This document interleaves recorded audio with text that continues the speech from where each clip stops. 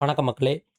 இந்த வீடியோல நம்ம எத பத்தி பார்க்க போறோம்னு கேட்டீங்கன்னா, டோபாஸ் லேப்ல இருக்கக்கூடிய ஜிகாபிக்சல் ஏஐ அப்படிங்கக்கூடிய ஒரு சாஃப்ட்வேர பார்க்க போறோம். இந்த சாஃப்ட்வேர் நமக்கு எப்படி பயன்படுது அப்படின்னு கேட்டீங்கன்னா, லோ குவாலிட்டில இருக்கக்கூடிய பிக்சர்ஸ ஹை குவாலிட்டியா சேஞ்ச் பண்ண இந்த சாஃப்ட்வேர் ரொம்பவே பயனுள்ளதா இருக்கும். இந்த சாஃப்ட்வேர்ல என்னென்ன விஷயங்கள் இருக்கு, அத எப்படி பயன்படுத்தலாங்கிறத இந்த வீடியோல நாம பார்க்கலாம். ஸோ இப்போ பார்த்தீங்கன்னா, நம்ம அந்த சாஃப்ட்வேர் வந்து ஓப்பன் பண்ணிக்கலாம்.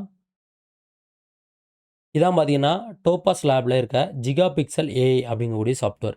இத நீங்க ஓப்பன் பண்ணதும் உங்களுக்கு இன்டர்ஃபேஸ் இந்த மாரி தான் இருக்கும். இந்த இடத்துல பார்த்தீங்கன்னா, உங்களுக்கு நீங்க பிக்சர்ஸ டைரக்ட்டா டிராக் அண்ட் ட்ராப் பண்ணலாம். அப்படி இல்லன்னா இந்த இடத்துல ப்ரௌஸ் இமேஜ்ன்னு குடுத்து நீங்க வந்து உங்க இமேஜ வந்து உள்ள கொண்டு வந்துக்கலாம். இப்ப நான் பார்த்தீங்கன்னா, இங்க லோ குவாலிட்டி பிக்சர் வச்சிருக்கேன். இந்த தாத்தா படத்த நான் என்ன பண்றேன், ஓப்பன் அப்படிங்கிறத நான் வந்து கிளிக் பண்ணிக்கிறேன். அது போக உங்களுக்கு சைட்லயே பார்த்தீங்கன்னா, தனித்தனியான ஆப்ஷன் வந்து குடுத்துருப்பாங்க. நீங்க வந்து உங்க தேவைக்கு ஏத்த மாரி அட்ஜஸ்ட்மென்ட் பண்ணிக்கலாம். ஃபர்ஸ்ட்ல இருக்கிறது ஸ்கேல். அதாவது இத வந்து எத்தன டைம் வந்து அப்ஸ்கேல் பண்ணணும் அப்படிங்கக்கூடிய ஒரு ஆப்ஷன். அதுக்கப்புறம் பார்த்தீங்கன்னா, உங்களுக்கு இந்த இடத்துல பார்த்தீங்கன்னா, ஏஐ மாடல். அதில வந்து உங்களுக்கு எப்படி வேணும்னா, ஹை குவாலிட்டி அப்படிங்கிறத நான் வந்து சூஸ் பண்ணியிருக்கேன். ஸ்டாண்டர்டு, லைன்ஸு, லோ ரெஸ் இந்த மாரி பார்த்தீங்கன்னா, நெறையா இருக்கு. வெரி கம்ப்ரஸ்டு சரிங்களா? இதில உங்களுக்கு தேவையானத சூஸ் பண்ணிக்கலாம். அடுத்து பார்த்தீங்கன்னா, அந்த நாய்ஸு, பிளர்ரு இதெல்லாம் ரிமூவ் பண்றதுக்கான அந்த அட்ஜஸ்ட்மென்ட். அப்புறம் கடைசியா பார்த்தீங்கன்னா, இங்க ஃபேஸ் ரெக்கவரி. ஃபேஸ்ல வந்து டிடிஎல் எந்த அளவுக்கு வேணுங்கக்கூடிய ஒரு சின்ன அட்ஜஸ்ட்மென்ட். இப்ப இதில பார்த்தீங்கன்னா, நான் இமேஜ வந்து அப்லோட் மட்டும் தான் பண்ணேன். வேற எதுவுமே பண்ணல. இங்க பார்த்தீங்கன்னா தெரியும். இது ஒரிஜினலு, இது எடிட்டிங். இது ஒரிஜினலு, இது எடிட்டிங். கண்ணுக்கே தெரியாத ரொம்ப பிளர்ரா இருக்கக்கூடிய ஒரு இமேஜ ரொம்பவே சூப்பரா இது குவாலிட்டியா மாத்துது. இப்ப பாருங்க, எந்த அளவுக்கு நல்லா ஹை குவாலிட்டியா நமக்கு சேஞ்ச் ஆயிடுச்சு அப்டின்ட்டு. இது பத்தல உங்களுக்கு இன்னும் நீங்க சேஞ்சஸ் பண்ணணும் அப்டின்னா, நீங்க இந்த சைட்ல இருக்கக்கூடிய இந்த ஆப்ஷன்ஸ மாத்திக்கலாம். ஒருவேள உங்களுக்கு இது இன்னுமே கொஞ்சம் அப்ஸ்கேல் பண்ணணும் அப்டின்னா, மேல வந்து நீங்க என்ன பண்ணிக்கலாம், இங்க சேஞ்சஸ் பண்ணிக்கலாம். இப்ப இந்த இமேஜ் நமக்கு வந்து குவாலிட்டியா மாறிடுச்சு. இத எப்படி நம்ம ஸ்டோர் பண்றது அப்படின்னு கேட்டீங்கன்னா, கீழ சேவ் இமேஜ்ன்னு குடுத்துருப்பாங்க. இங்க போயிட்டு மேக்ஸிமம் ஃபுல் குவாலிட்டி வச்சுட்டு, இதோட நேம் வேணா நீங்க மாத்திக்கலாம். நான் என்ன பண்றேன், எடிட்டிங் ஃபைல் அப்படின்னு இதோட நேம குடுத்துக்கிறேன். ஜேபேக் தான் வேணும்.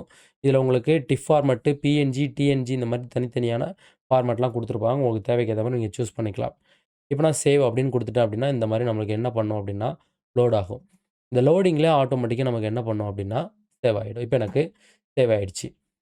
திரும்ப நம்ம இன்னொரு பிக்சர் எடிட்டிங் பண்ணணும் அப்படின்னா, ஃபைல் போயிட்டு ஓப்பன் இமேஜ். முக்கியமா ஷார்ட்கட் என்னன்னா, நம்ம Photoshopல இமேஜ் எல்லாம் ஓப்பன் பண்ண என்ன ஷார்ட்கட் குடுப்போமோ, அதே சேம் ஷார்ட்கட் தான் இதுக்கு குடுத்துருக்காங்க. கண்ட்ரோல் ஓ அப்படிங்கிறத நீங்க கிளிக் பண்ணீங்க அப்படின்னா, உங்களுக்கு இந்த மாரி இமேஜ் ஓப்பன் பண்ண கேட்கும். இப்ப இதில இருக்கக்கூடிய இன்னொரு இமேஜ். இது வந்து ஒரு WhatsAppல வந்த ஒரு இமேஜ். இதோட குவாலிட்டி என்ன அப்படிங்கிறத நீங்க வந்து பார்த்துக்கங்க. இதான் ஒரிஜினல் குவாலிட்டி.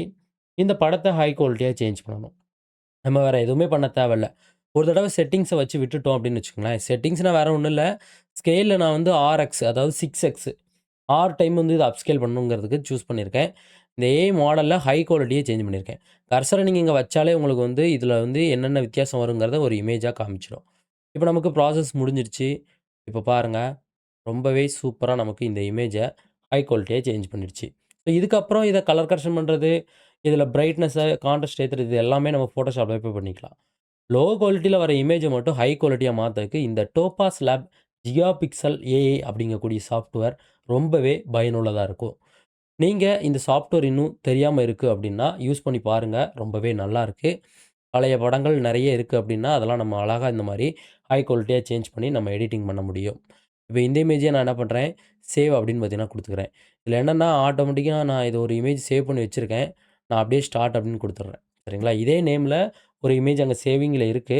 ஸோ, அதனால தான் எனக்கு வந்து இந்த மாரி ஒரு ஆப்ஷன் கேக்குது. நான் வந்து அப்படியே சேவ் குடுத்துட்டேன். இது என்ன ஆகும், அந்த இமேஜ் மேலயே அப்படியே சேவ் ஆயிடும்.